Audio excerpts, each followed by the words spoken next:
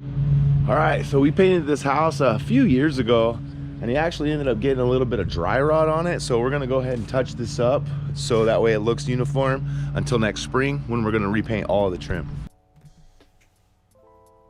So I know I've been out the game for a long time, and it's been a really long time since I've uploaded a new video, but I've been out making moves and doing a lot of different things, and I'm gonna make a video explaining everything that I have been getting into about the last 6 months to 8 months or so. But something came up recently and I wanted to make a video about it because I thought that there'd be some value in it and it might actually help you guys out in the future. And I know a lot of you guys have ran into this. Now you go out, you meet a customer, you spend quite a bit of time with this customer, you get them to like you, and you give them a price. Well, say 3-4 days go by, they give you a call back and they say, hey, in my instance, hey Tim, you know, we're really glad that you were able to come out. We really appreciate you being thorough and explaining the processes to us. But we actually had another painter come out and he was considerably cheaper than you, almost half as cheap as your price was. And for me, you know, I had my partner with me and he says, oh, tell him, oh, well, good luck choosing the cheaper painter because cheap work is never good. But for me, being the, you know, quote unquote business owner, for me, it's a little different frame of mind. And I thought I might share this with some of you guys out there that might run into these situations. So for me, if a customer hits me up and says, hey, your price is too expensive, we're going to go with someone cheaper. First thing to me that I understand is these people are comparing these two prices on these jobs for the same job as like comparing apples to apples. And in my experience, I like to be an orange, right? When they're comparing apples to apples, I like them to compare apples to an orange because two different painters are not the same exact painters. Now, for instance, my first response to this customer would be something along the lines of, hey, Mr. Homeowner, Mr. or Mrs. Homeowner, you know, and this is something I would maybe send in an email or text. And if you're going to say it verbally, you might make some little adjustments. But for me, what I like to say back to a customer that says they found somebody that's way cheaper and they're considering going with them, I like to say, you know, hey, wow, you know, that's a great price. It's hard for me to compete with that.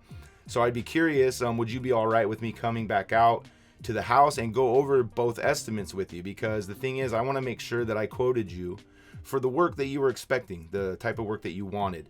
And if we could go over their estimate and mine, I could determine why there's such a big gap, because maybe I missed something or somewhere along the lines.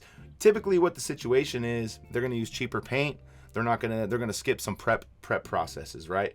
So for me, I like to say I really want to ensure that you receive the best possible quality, you know, for the best price. And I also want to make sure that I continue to stay competitive in this constantly changing market.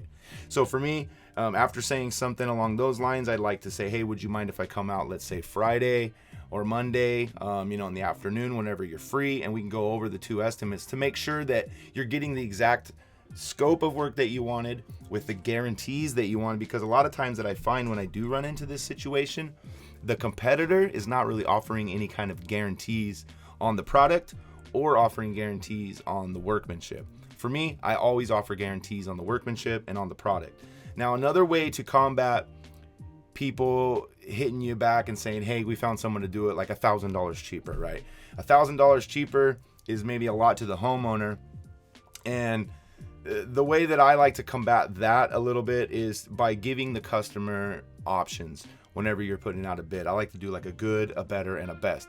Some people don't know what like the best paint job looks like, and at the same time, some people don't want an expensive, high quality paint job. For instance, people that run manage apartments, they're not looking for a quality job. They just want you to get in there, clean it up, change the color. So for me, I like to give a good, better, best. So for a quick example, for a good, better, best, a good paint job maybe is, you know, 1 day of prep. We're going to pressure wash. We're going to sand down the trim, lightly sand down the trim, and then we're going to paint. Now, maybe on an option 2, your better option is, hey, we're going to spend 2 to 3 days priming. We're going to caulk, fill, putty, wash, you know, add some extra steps in there and let them choose. And then on your best option, obviously, is going to be the most expensive option. From there, I would explain, you know, you get the guarantees, you get the workmanship guarantee, you get a product guarantee, you get a satisfaction guarantee. On top of that, you know, we're using high quality products, and we're going to be efficient with our time. We're not going to be in your living room painting while you're making dinner at 6 o'clock at night. We're going to show up at the same time every day. So those are a lot of things that I pride myself on being a better painter than my competitors. So it's always really important to get back in front of that customer. You already spent time developing a relationship with this customer. You don't want to just tell them, okay, good luck, you know, because they're not going to call you back if they do decide to go with that guy. So I hope you guys liked this video. If it was helpful at all, give me a thumbs up, hit that like button, and subscribe for more content, because I'll be making a new video explaining where the heck I've been and what the heck I've been doing. I'll see you guys in the next video. Thanks for watching.